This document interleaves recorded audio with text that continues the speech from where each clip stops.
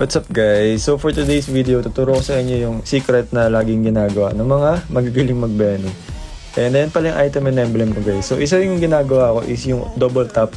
So sinabi ko na to sa video nung na-interview ako ni Sir Fuego. So double tap, ibig sabihin ng pagka basic attack mo, mag-charge ka kagad ng passive para mas mabilis. Pero ngayon hindi mo siya magagawa ng double tap na mabilis ha. Kumbaga magdo-double tap ka pero may delay ng konti. Kasi di ba na-adjust yung passive ni Benny? Pag nagpa-passive ka, mas mabilis ng nakakapag-charge. Unlike dati, medyo matagal kaya magagawa mo yung double tap ng mabilis. Basta aralin nyo lang guys sa custom bago nyo gawin. So, in that way, ma-maximize nyo yung passive ni Bene. Tsaka pagko-combo kayo, kunyari, nag-ulti kayo, tas passive, tas petrify, basic attack, first skill, tas basic attack, tas dash. Basta lagi nyong magagawa yun kahit kahit saang senaryo. Hindi naman kasi si Benny, hindi siya yung hero na parang may combo o that ganito yung gagawin mo.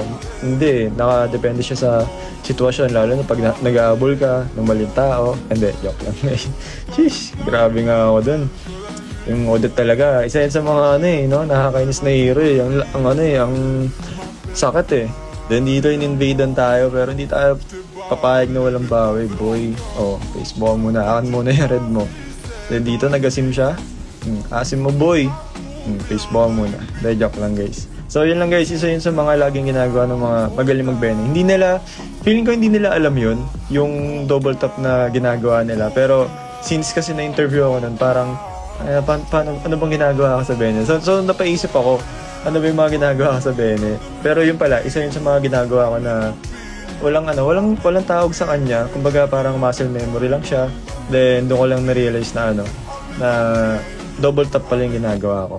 So yun lang guys, magla-live pala ako mamaya. So kung gusto niyo manood, punta lang sa TikTok ko. Doon ako nagla-live. Road to 1 million na tayo doon guys. And thank you sa mga sumusuporta. I love you all guys.